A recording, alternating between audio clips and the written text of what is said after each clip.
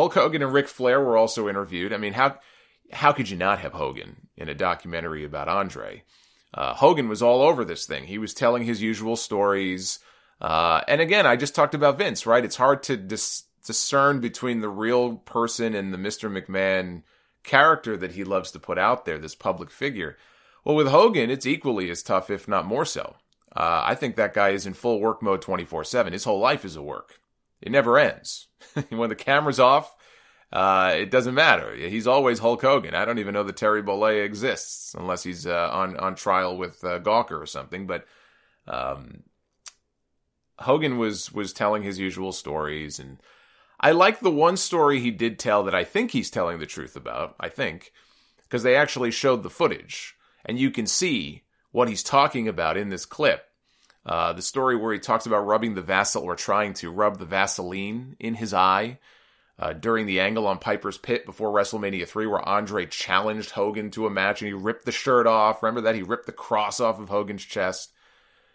You can actually see in the clip, they slowed it down and they showed it. You can see Hogan putting his finger up to his eye right before Andre reaches to rip his shirt off. So he's probably telling the truth on that story. That I thought was kind of cool.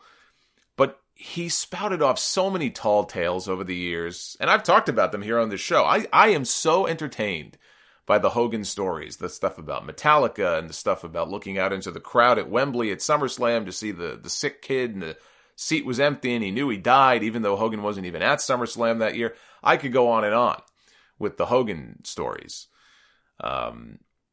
So it's hard with him to separate fact from fiction. He talked about, for example, not knowing the finish to the WrestleMania 3 match with Andre at the Silverdome. Going into the show that night, did not know the finish. And he said that Andre called slam right on the spot, right before he body slammed him. Andre called slam, he said. And then after he slammed him, Andre, I guess, looked up and said, leg drop. Right at the last second. And he claims that he thought Andre was going to kick out. He was going to drop the leg, and he expected Andre to kick out, and by God, he didn't. I don't believe that last part for a second. Okay, I do not buy that for a second. Not 1 second. Now, I can believe that Andre maybe was keeping him guessing, keeping him a little nervous about whether or not he was going to do what he was supposed to do, and that what they had wanted him to do, which was put Hogan over. And maybe Hogan was going up to him and was a little nervous and saying, are we cool? Are we okay? And maybe Andre was being coy.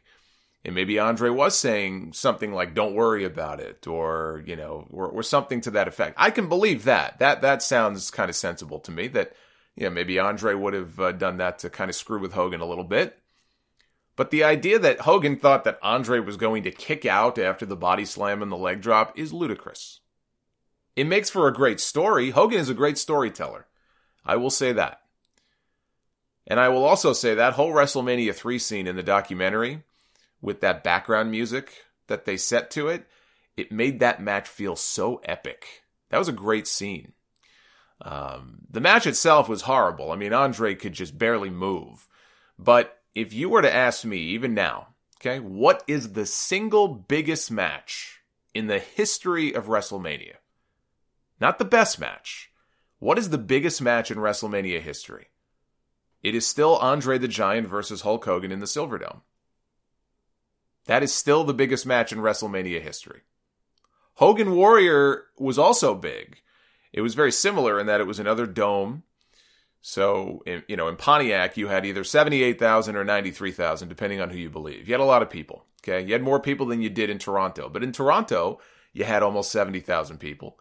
You had this epic main event between these two larger-than-life stars for the championship. And it was a similar dynamic in that you had the old guard passing the torch to the new guard, even though Hogan really didn't.